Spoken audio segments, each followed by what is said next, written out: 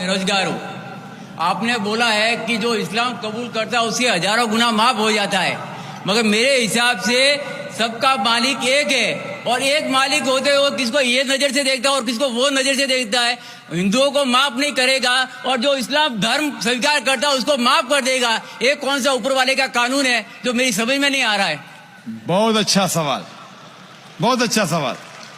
मालिक एक तो सारे इंसानों के लिए अदल भी एक होता है। बहुत अच्छा सवाल, बहुत अहम सवाल। भाई का सवाल है कि ये किधर का मुसलमानों को माफ करता है, हिंदू को नहीं माफ करता है। मैंने आपसे कहा कि जो इंसान नाम का मुसलमान है, उसका नाम मोहम्मद अब्दुल्ला जाकिर है, तो वो काफी नहीं जन्नत में जाने के लिए। मुस्लिम का मतलब वो इंसान जो अमन हासिल करता है अपनी ख्वाहिश, अपनी मर्जी से खुदा के अहकामात पे अमल करने के बाद। यानी जो इंसान अपने मालिक के अहकामात पे अमल करता है वो सच्चा इंसान है। वो नाम का क्या है उसका में कोई लेना देना नहीं।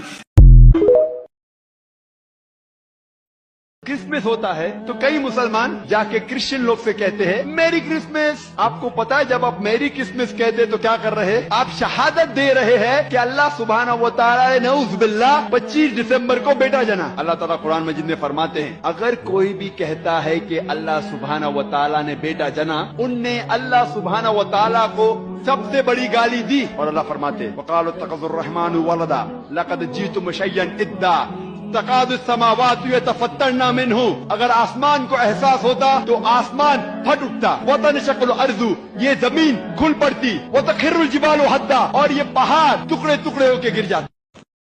हम हमारे बच्चों को कुरान मजीद पढ़ना जरूर सिखाते हैं, अच्छी बात है अल्हम्दुलिल्लाह।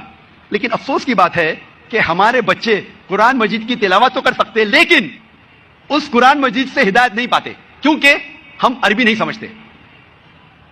तिलावत करना अच्छी बात है, आपको सवाब जरूर मिलेगा, लेकिन जो सवाब आपको जन्नत में लेके जा सकता है वो सवाब है कुरान मजीद की बातों पे अमल करना। अगर आप कुरान मजीद समझ नहीं सकेंगे तो आप अमल कैसा करेंगे? मर्दों को इस बात की इजाजत दी गई है कुरान में कि 4 शादियां कर सकता है। वो इसी खुशफहमी में मुब्तला है कि मुझे इजाजत मिली हुई है। वो औरत के साथ हर तरह का मजालिम ढालने को तैयार है, उसका हक मारने को तैयार है, और उसके हक के लिए ना यहाँ कानून कुछ करता है ना कोई लॉ बनाता है। बस औरत जूतियां रगड़ती है कोर्ट कचहरी में, या फिर वो अपने माँ बाप के घर में जाके उनको जहनी मरीज बनाती है, या इस्लाम में कानून तो सर की छत दे, इस्लाम में औरत को दे। बहन इस्लाम में कानून है, अभी पाकिस्तान में उसका इम्प्लीमेंट नहीं हो रहा है, तो मेरी गलती क्या? बराबर ना? आपको मलेशिया में आके रहने का तो मैं इंतजाम करता हूँ इंशाल्लाह, इसीलिए मैं मलेशिया चुना।